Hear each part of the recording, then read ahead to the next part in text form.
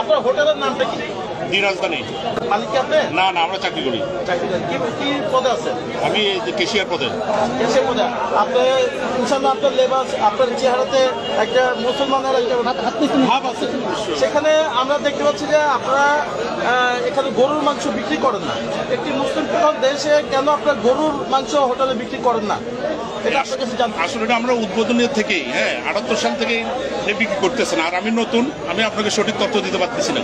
মালিক পক্ষ কেউ আছে? না, মালিক পক্ষ এখন কোনো সমস্যা যাচ্ছে না। এই আমি আপনাকে এটাই বলছি আমি এখানে। কেন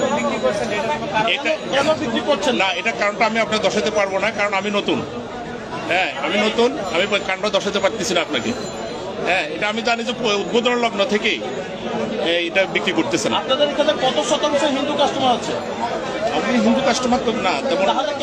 এটা কেন আমি আপনার প্রশ্ন এক কথাই বলছি যে আমি নতুন, আমি এটা বলতে পারবো না। নির্ভরযোগ্য কে আছে? নির্ভরযোগ্য কে যার সাথে আমরা কথা বলতে পারবো? আপনি যেহেতু পারছেন না।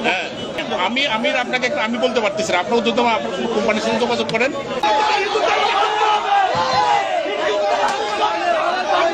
আপনি তো উগ্রবাদী করতেছেন, আপনি উগ্রবাদী আচরণ করতেছেন।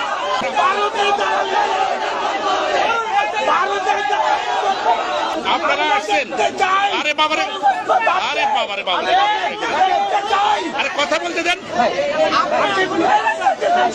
আপনি জানাইছেন, আপনারা অনুরোধ করছেন, আমরা কোম্পানিকে জানাবো, আমরা কোম্পানিকে জানাবো। যদি নেক্সট আপনাকে সময় দিতে হবে তো। আরে আমরা আসছেন, কথা আমরা কোম্পানিকে জানাবো। উত্তেজিত হচ্ছেন কেন? আমরা তো মুসলমান, আমরা বলবো ভাই না, আমরা বলবো ভাই। কথা না, আপনি থ্রেট দিচ্ছেন কেন? আমি বলছি আমি জানাবো।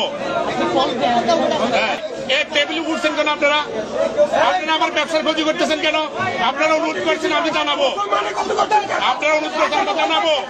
আপনারা ব্যবসার ক্ষতি করতেছেন কেন? আরে বাবারে বাবারে বাবা, এখন আমি কোম্পানিকে জানাবো তো। এখন আপনার সময় আপনি আসছেন মাত্র, আমরা পরবর্তী সময় যদি না হয় তখন আপনি বলতে পারেন। আমরা ওদিনকে আপনাদের বলে গেছি, আপনার কেন করলেন না?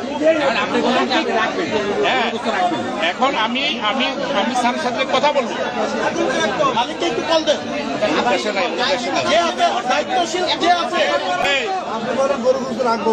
আরে বাবা, আমি এখন ক্যাশিয়ার, আমি কথা বলেন। হ্যালো, হ্যাঁ ভাই, আমি সাংবাদিক পারভেজ খান রাজন বলতেছি। আচ্ছা, আপনাদের প্রতিষ্ঠানে আমরা আসছিলাম। এখানে আমরা দেখছি যে আপনাদের মুসলমান একটি হোটেল, সেখানে আপনার যেখানে আমাদের দেশে 95% মুসলমান, সেখানে আপনারা কেন গরুর মাংস রাখেন না হোটেলে? এটা আপনি জানেন, আপনি একজন সাংবাদিক।